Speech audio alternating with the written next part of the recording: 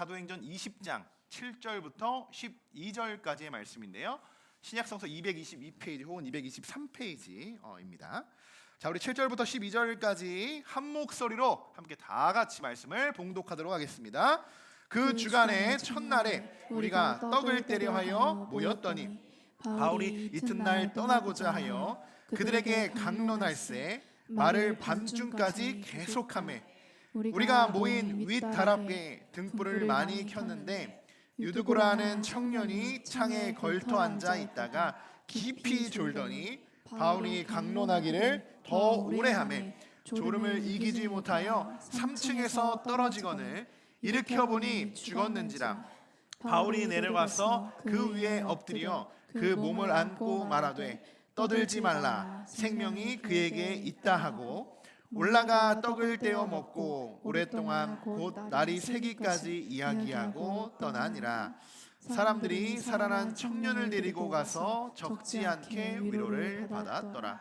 아멘. 네, 오늘은 유두고의 청년입니다. 우리 너무나도 잘 알고 있는 말씀이죠. 한 번쯤 다 들어보셨을 말씀입니다. 오늘 예배는 그 어느 때보다도요, 우리 말씀을 들으시면서 설교를 들으시면서 졸거나 주무시는 분은 단 한 명도 없을 거라고 충분히 예상이 되어집니다.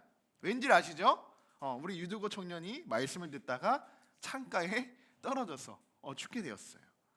간혹 오늘 본문을 이렇게만 해석하는 해설자들, 설교자들이 있죠. 여러분, 설교 시간에 절대로 졸면 안 됩니다.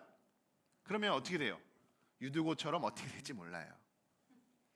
물론 구절의 말씀만 딱 띄워가지고 그 말씀을 볼 때는 틀린 말은 아니죠. 팩트잖아요. 설교 듣다가 졸아서 떨어져요. 죽어요. 팩트입니다. 그러나 우리가 말씀을 볼 때 어느 한 구절에만 그 말씀을 딱 받고 그 말씀을 적용하는 것이 아니라 전체적인 것을 봐야 된다고 늘 말씀드렸잖아요. 그래서 이렇게 극단적으로 이것을 해석하고 전하는 것은 올바른 해석이 아니다 라고 제가 먼저 말씀을 드립니다. 유두고가 분명 죽고 살아나는 것은 사실입니다. 자, 그러나 오늘 우리가 본문 속에서 그러면 유두고의 죽음이 상징하고 있는 것, 이 죽음이 상징하는 것은 무슨 의미인지, 어떤 의미인지, 여러분, 누가가 여러 가지의 지금 말씀을 기록하고 있지 않습니까? 바울의 행적을 보면서 1차, 2차, 3차 계속 언급을 하고 또 많은 우리 이방인들, 헬라, 많은 유대인들과 부딪히고 반론하고 강론하며 많이 부딪히며 싸우고 박해하고 감옥도 갔다 오고 하잖아요. 근데 오늘 말씀은 그러한 좀 뭔가 본문의 말씀에 좀 어느 정도 동떨어진 것 같이 느껴지기도 합니다. 괜히 한 청년이 갑자기 등장하고 그 청년이 말씀을 듣다 졸아 떨어져 죽게 되는 이 말씀을 누가가 왜 이 부분에 이것을 기록하고 있을까? 이것부터 우리는 생각하고 말씀을 읽어야 된다는 겁니다. 그리고 또 오늘 이 죽음의 의미를 우리는 어떻게 그럼 해석하고 우리가 받아들이고 우리가 어떻게 이 말씀을 오늘 묵상해야 하는가? 지금부터 하나씩 살펴보자 합니다. 자, 오늘 먼저 사건의 배경을 우리가 살펴봐야겠죠. 7절에 8절, 7절과 8절 말씀 다시 한번 읽어보겠습니다. 그 주간의 첫날에 우리가 떡을 떼려 하여 모였더니 바울이 이튿날 떠나고자 하여 그들에게 강론할세 말을 밤중까지 계속하매 우리가 모인 윗다락에 등불을 많이 켰는데. 아멘. 자, 오늘 우리가 한번 여러분들이 한번 형사가 되었다고 생각해 보시고 이 사건에 대해서 파헤치는 거예요. 누가 죽었으니까. 육가 원칙, 여러분 다 아시죠? 육하 원칙에 의해서 한번 왜 이런 일들이 일어나게 되는지 한번 우리가 보겠습니다. 누가 어떻게 됩니까? 누구죠? 누구 있어요 지금? 바울과 유두고와 여러 명의 사람들이 지금 다락방에 모여 예배를 드리고 있습니다. 그렇죠? 언제요? 그 주간의 첫날에. 이전 성경, 우리 개역 한글 성경에는 안식 후 첫날이라고 이야기합니다. 이 날이 언제예요? 지금 우리날로 말하면 주일이에요. 3번 어디서요? 윗다락방에서.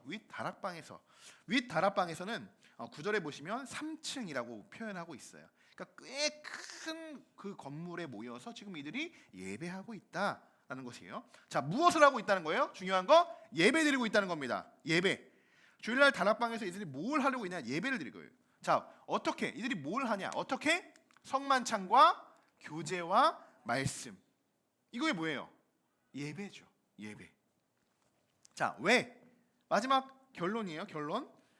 유두고라는 청년이 창틀에서 떨어져, 졸다가 밑에서 떨어져 죽습니다. 그러나 다시 살아나죠. 이것이 사건의 개요예요. 개요. 자, 이제 오늘 본문이 여러분 좀 더 쉽게 한눈에 들어오실 겁니다. 어떤 장면이 있었는지, 이들이 뭘 하다가 지금 언제 뭘 하다가 어떻게 되고 어떻게 지금 이것이 이렇게 일이 진행되었는지 머릿속에 지금 그려지실 거예요. 이런 배경 지식을 가지고 오늘 말씀 묵상해야 된다는 거죠. 제가 만약 오늘 이 자리가 여러분들에게 전해드리는 설교, 오늘 말씀이 마지막이라면, 오늘 말씀이, 그럼 저의 마음이 어떻겠습니까? 아니, 아직 사도행전 강해가 끝나지도 않았네, 그죠? 아직 55번밖에 안 했는데, 아직 끝나지. 야고보서 강해도 이제 시작했는데죠. 이제 시작했는데, 다니엘도 이제 좀 이제 12장, 곧 12장인데 이제 9장, 이제 얼마 남지 않았는데, 이렇게 끝나버리면 너무나도 아쉽겠죠. 바울도 아마 이런 설교자의 마음과 한번 동일한 것 같아요. 바울의 선교는요, 어느 한 곳에 정착하는 선교가 아니죠. 바울은요, 이동하는 선교예요. 이동하는 선교. 계속적으로 이동하죠. 지금 몇 군데를 들렸습니까? 셀 수 없이 많은 동네를 돌리고 지금 도시들을 돌고 있지 않습니까? 그래서 우리는 바울을, 그리고 바울과 같은 이 시대의 선교사들을 텐트 메이커라고 합니다. 텐트 메이커. 이들의 장점은요, 다양한 사람들에게, 다양하게 많은 사람들을 만나며 복음을 전할 수 있고 널리 복음을 전파시킬 수 있다는 엄청난 장점이 있어요. 그죠? 그러나 단점으로는 단시간 내에 많은 말씀들을 전해야 된다는 단점이 있습니다. 이 목회라는 게 그렇다고 생각해요. 우리가 한 2년, 3년 요 정도의 기간만 있고 우리 교회가 목회자들이 딱 하고 이동한다고 생각해 보십시오. 이 목회자는 더 많은 말씀들과 같이 오랫동안 우리 성도들, 이 공동체는 그렇지 않아요. 같이 함께 생활하고 먹고 말씀도 듣고 말씀도 가르치고 함께 이코노미야, 교제하는 거잖아요. 교제하는 거잖아요. 교제. 코이노니아 하면서 우리가 교제를 하고 우리가 서로 교육도 받고 함께 신앙생활하면서 나아가는 것인데, 그냥 이렇게 말씀이 맞춰지면 어떻겠습니까? 뭔가 좀 아쉽겠죠. 오늘이 바로 그런 거예요. 바울은 이제 이틀 후면 드로아로 떠나게 돼요. 떠납니다. 또 그리고 떠나면 다시 언제 이곳에 올지 장담할 수 없어. 언제 올지 몰라요. 이런 바울의 마음은 어떻겠습니까? 이런 바울의 마음. 그래서 바울이 선택한 것이 무엇이냐? 시간이 없잖아요. 시간이 없어요. 그러니까 밤새도록 말씀을 전하는 거예요. 떠나기 전에 밤새도록 말씀을 전하는 거예요. 자, 7절. 바울이 이튿날 떠나고자 하여 그들에게 강론할세 말을 밤중까지 계속하며. 이게 이튿날 떠나는 거예요. 제가 이틀 후면 은퇴하는 겁니다. 그 어떻게 우리 성도 나 아직 전하지를 못했는데 우리 이 갈라디아서 우리 사도행전 말씀 이제 안 되겠다. 이틀 후면 내가 은퇴하니까 오늘 다 해버려야겠다. 그런 마음들이겠죠. 그런 마음들. 여러분, 왜 바울이 이 늦은 시간까지 말씀을 전하고 있는지 여러분 이해가 되시죠? 충분히. 바울은요, 떠나기 전에 어떻게든 성도들에게 한마디 한 말씀이라도 어떻게든 전해야 되는지 그 말씀의 열정을 가지고 가르치고자 했던 겁니다. 그리고 바울도 이런 바울 대단하지만 말씀을 듣는 이 성도들도 대단하죠. 낮이나 밤이나 계속적으로 말씀을 듣기 위해 사모하고 그 자리를 지킵니다. 정말 이들의 신앙 칭찬할 만합니다. 그 중에 누가 있어요? 청년들도 있죠. 청년들도 있다는 거예요. 여러분, 오늘 제가 설교를 한 몇 분 정도 하면 좋을까요? 이틀 후에 제가 은퇴한다고 생각해 보시고. 저는 늘 그렇잖아요. 제가 이 자리가 꽉 차겠다라고 생각하고 설교를 한다고 말씀드렸잖아요. 그죠? 늘 그래요. 그리고 오늘이 마지막이다 라고 생각하고 하는 거예요. 그렇게 마지막 우리가 담대함을 가지고 설교를 하는데, 여러분들이 원하신다면 오늘과 바울과 같이 우리 식사 후에 또 오후 예배도 드리고 또 우리 저녁 먹고 저녁 예배도 드리고 또 우리 간식 먹고 맛있는 거 사 드릴 테니까요. 간식 먹고 우리 금요철에까지 오늘 다 하고 우리 집에 가는 겁니다. 어떠십니까? 함께 참여하시겠습니까? 네, 맛있는 걸 어떤 걸 사드려야지 함께 하실지 모르겠어요. 조용해지기도 했어요. 다행히요, 우리가 참 은혜긴 은혜라는 건 뭐냐면 우리는요, 주변을 둘러보시면 창문이 없어요. 이게 낮인지 밤인지 모르는 우리에게 엄청난 은혜가 있습니다. 그래서 오늘 이 시간만큼 여러분 영적으로 깨어지고 육적으로 깨어져서 우리가 단 20-30분에 전해지는 이 말씀을 여러분 들으시면서 그 은혜가 어느 때보다도, 어느 긴 시간대보다도 여러분 오늘 이 시간이 풍성하게 여러분들에게 하나님의 성령의 말씀이 부어지게 되기를 주님의 이름으로 간절히 축원합니다. 저는 오늘 말씀을 이 강론하고 있는 바울의 열정에 도전받았어요. 아, 말씀을 전하는 자는 이렇게 전해야 되는구나.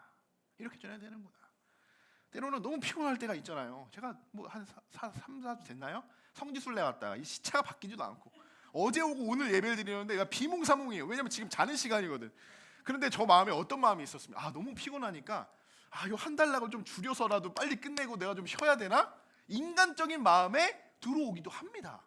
왜요? 저도 연약하니까요. 근데 그런 게 아니더라고요. 그죠? 바울의 오늘 이 말씀을 제가 듣고 성지순례를 갔다 왔다면 아마 더 많이 했을 것 같아요. 이 12일 동안 어떤 것들을 제가 경험하고 왔는지 여기 막 PPT에다가 막 해가지고 한 2-3시간 했을 것 같아요. 그만큼 설교자의 열정은 대단해야 된다. 이 말씀을 그래서 저는 오늘부터 더 대단하게 말씀을 전할 겁니다. 그러니까 여러분 조시든 마시든 저 할 거예요. 어떻게 할 건지. 자, 여러분, 그리고 또 그 회중들을 보면 얼마나 그 말씀을 사모하고 계십니까? 얼마나 말씀을 사모하길래 집에 가지도 않고 밤새도록 그 자리를 지켜서 하나님의 말씀을 배우고자 듣고자 그렇게 그 회중들을 보면 참 은혜가 되었어요. 우리 아마 여러분들의 얼굴이 아마 그런 우리 다락방에 모인 우리 회중들이 아닐까 생각이 되어집니다. 왜냐하면 지금 이 시대에 이런 모습들이 이런 지금 이 시대의 교회에서는 참 보기 드문 광경이 되어버렸어요. 참 저도 말씀을 드리면서 아쉽고 안타깝고 슬프죠. 불과 8, 90년대를 생각해 보십시오. 동네에서 어느 교회에서 부흥회를 한대요. 그럼 어때요? 다 모여들어요. 그죠? 참 신기해요. 믿지 않는 사람들까지 다 와요. 그래서 막 통로에 막 의자를 깔고 막 그럼 뭐 거기서 그 설교자가 어떻게 가면 바울처럼 하는 것 같아요. 2시간, 3시간이 아니라 몇 시간 동안 막 말씀 전하죠. 요즘 그렇게 하면 큰일 납니다. 강사 목사님 몇 시간 동안 말씀을 하는 거야. 너무 길어. 그 다음날 안 와요. 그런 시대가 지금 이 시대라는 거예요. 지금 부흥회를 하면요, 공휴일 싹 빼야 돼요. 큰일 나. 공휴일 날 부흥회 잡았다 큰일 납니다. 휴가 기간 빼야 돼요. 큰일 나요.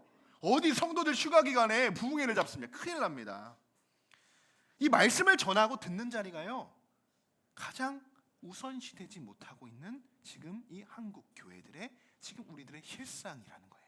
이 상황들이 도대체 여러분 어디서부터 이것이 잘못되었을까요? 어디서부터? 여러분 한번 우리 옆 사람 가면 인사 나눠보겠습니다. 우리는 말씀을 사모합시다. 한번 인사 나눠볼까요? 우리는 말씀을 사모합시다. 말씀을 사모합시다. 네.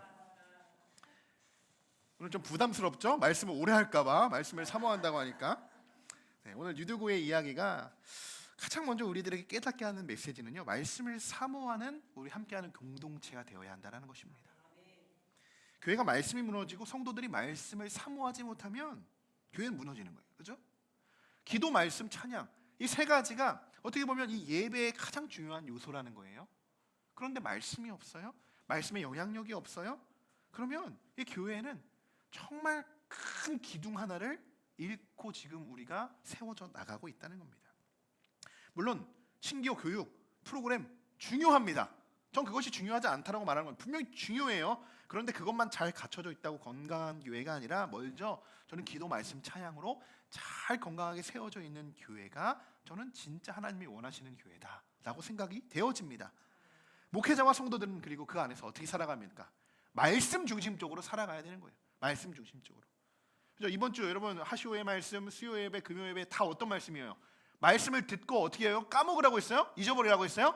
듣고 행하는 자. 이거 행하지 않은 자면 어떤 사람이? 내가 어떤 사람이라고 했어요? 속이는 자라고 말씀했죠. 속이는 자. 그럼 계속해서 하나님이 오늘 이 사도행전 강의 말씀에서도 그렇듯이 말씀의 중요성을 계속 우리들에게 언급해주고 우리들에게 들려주고 계신다는 거예요. 이런 말씀으로 무장된 교회는 절대로 무너지지 않습니다. 오늘 유두고 청년의 모습을 보십시오. 어떤 다른 일을 하다가 주일날 그래도 오랜만에 어디서 좋은 휴가를 보내다가 사고 난 것이 아니라 예배 중에 하나님의 말씀을 듣다가 잠깐 잠이 들어 창가로 떨어지게 된 거예요. 만약 이 죽음이 예배의 현장이 아니었다면 한번 생각해 보셨습니까? 이 유두고의 죽음이 이게 예배의 현장이 아니었다면 어쩌면 저는 그렇게 생각해요. 하나의 해프닝으로 끝나버렸을지도 모르겠다. 그러나 유두고의 죽음은요, 오늘날 우리들에게 상당한 죽음의 의미를 우리들에게 전해주고 있습니다. 자, 9절 맨 마지막 말씀을 보면요, 사람들이 유두고에게 이렇게 이야기합니다. 떨어져 있는 3층에서 떨어진 유두고를 바라보고 이렇게 이야기하죠. 그들이 일으켜 봅니다. 그러니까 뭐라고 해요? 죽었는지라. 그런데 바울이요, 뛰어내려갑니다. 막 뛰어내려가서 그 청년 위에 얹어서 그 청년을 안고 이렇게 이야기해요. 뭐라고 이야기하냐? 떠들지 말라. 주변 사람들에게 이야기하는 거죠. 떠들지 말라. 생명이 그에게 있다. 여러분 잘 생각해 보세요. 누구의 말이 맞는 걸까요? 지금 한 무리는 이 사람 일으켜도 봤는데 죽었습니다. 근데 바울은 시끄럽다. 생명이 그 안에 있다. 누구의 말이 맞는 거예요, 여러분? 저는 둘 다 맞는다고 생각해요. 둘 다 맞는 말이에요. 사람들이 말하는 죽음은요, 육신의 죽음을 이야기하고 있습니다. 분명히 유두고는 죽었어요. 그러나 바울은요, 그 유두고의 죽음이 육적인 죽음으로만 바라보지 않고 영적인 죽음을 의미하고 있다는 겁니다. 이것을 좀 더 보충하기 위해서 로마서의 말씀을 제가 가져왔습니다. 로마서 8장 5절과 6절의 말씀입니다. 자, 같이 한번 읽어보겠습니다. 육신을 따르는 자는 육신의 일을, 영을 따르는 자는 영의 일을 생각하나니 육신의 생각은 사망이요 영의 생각은 생명과 평안이니라. 아멘. 자, 제가 지금 방금 말씀했던 그대로예요. 1층에서 유두고를 일으켜 세웠던 사람들은요, 무슨 생각과 무엇을 따르는 자? 육신의 생각과 육신을 따르는 자들인 거예요. 그들의 생각과 그들의 관점은. 그런데 이들은 유두고를 보면서 이렇게 이야기하죠. 죽었습니다. 이것이 육신의 생각이라는 겁니다. 하지만 바울은 달라요. 육신의 생각이 아닌 무엇을 생각하죠? 영의 일을 생각한다는 거예요. 영의 일. 자, 8장 6절에 뭐라고 써 있습니까? 영의 생각은 생명과 평안이니라. 여러분, 우리가 영의 사람이면요, 그 유두고를 바라보면서도 이 안에 생명이 있다, 이 자가 평안하다는 것을 느낄 수 있어야 됩니다. 또 한 구절을 우리가 더 읽어볼 텐데, 유두고가 어떻게 그럼 살아날 수 있었는지, 이게 중요하겠죠. 오늘 사도행전의 말씀에는 이 누가는 이것을 자세히 기록하지 않지만 로마서의 말씀을 우리가 함께 비춰볼 때 유두고가 어떻게 성경적으로 살아날 수 있었는지를 분명히 뒷받침해주고 있는 메시지가 있다는 거예요. 로마서 8장 11절의 말씀입니다. 정말 중요한 말씀이에요. 같이 한번 읽어보겠습니다. 예수를 죽은 자 가운데서 살리신 이의 영이 너희 안에 거하시며 그리스도 예수를 죽은 자 가운데서 살리신 이가 너희 안에 거하시는 그의 영으로 말미암아 너희 죽을 몸도 살리시니라. 아멘. 여러분 정말 믿으십니까, 이 말씀을? 예수를 죽은 자 가운데 살리신 이의 영이 너희 안에 거하시며, 우리 안에 성령이 거하시면 어떻게 된다는 거예요? 마지막 구절, 너희 안에 거하시는 그의 영으로 말미암아 너희 죽을 몸도 살리신다는 거예요. 죽을 몸도 살리신다는 거예요. 이 이야기가, 이 말씀이 정확히 누구에게 벌어지게 되었습니까? 유두고에게 이 말씀이 임하였죠. 여러분, 유두고가 유대인들과 같이 적그리스도였습니까? 우상을 섬기는 사람이었습니까? 아니 신상을 만들어 파는 사람들이었습니까? 아니었죠. 유두고 그의 안에는요, 예수 그리스도의 영이 늘 머물러 계셨다라는 거예요. 이것만은 분명하다는 겁니다. 여러분 생각해 보세요. 청년이 주일날 아침부터 저녁까지 밤을 새도록 다락방에서 말씀만을 듣고 있다고 생각해 보십시오. 말씀만. 얼마나 귀해요, 그죠? 유두고는 여러분 어떤 청년 같아 보이십니까? 어떤 청년 같아 보이세요? 주일날 잠깐 우리가 예배드리러 왔다가 가고 왔다 갔다 하는지도 모를 정도로 막 그게 왔는 그런 청년 같습니까? 아니면 자신의 삶에 어느 것보다도 하나님이 중요하다는 것, 하나님의 말씀을 가장 우선시 여기는, 하나님이 최우선되는, 그렇게 믿고 따르는 청년 같습니까? 후자겠죠. 후자. 분명 그의 안에는 그리스도의 영이 함께 하셨을 것입니다. 저는 그렇게 믿어요.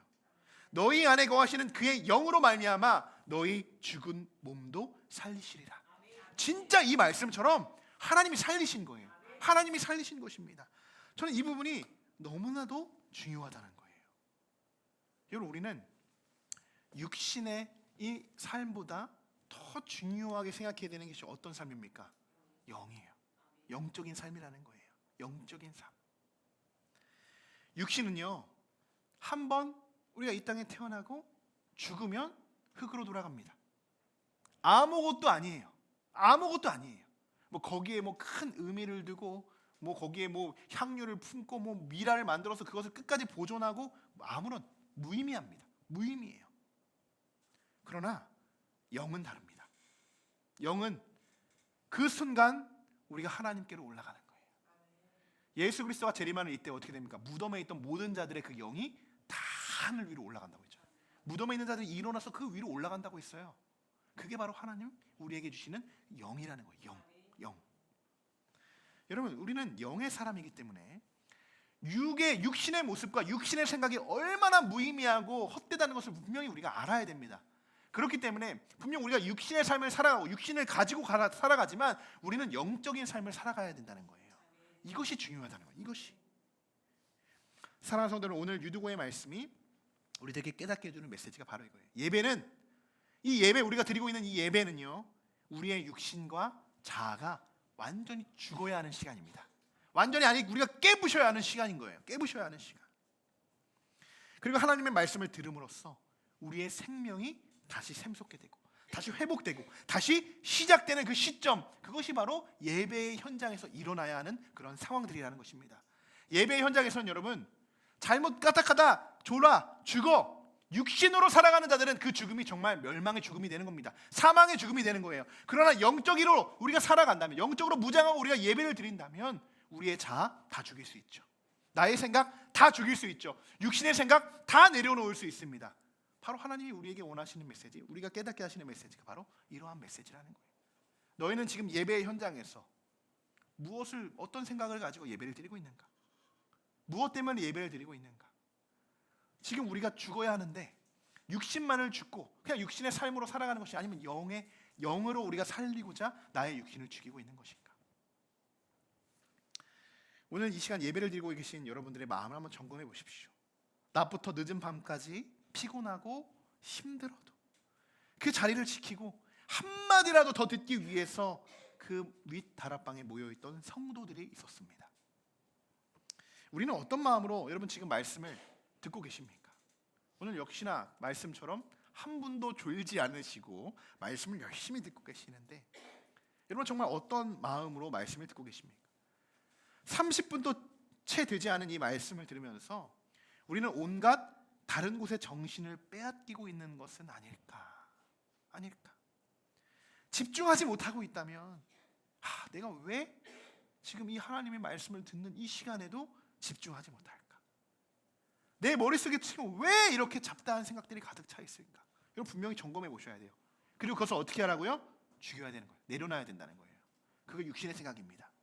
육신의 생각 가지고 있다면요, 우리가 떨어질 것은 없겠지만 육신의 생각을 가지고 있으면 우리도 그 밑으로 떨어져 죽는 겁니다.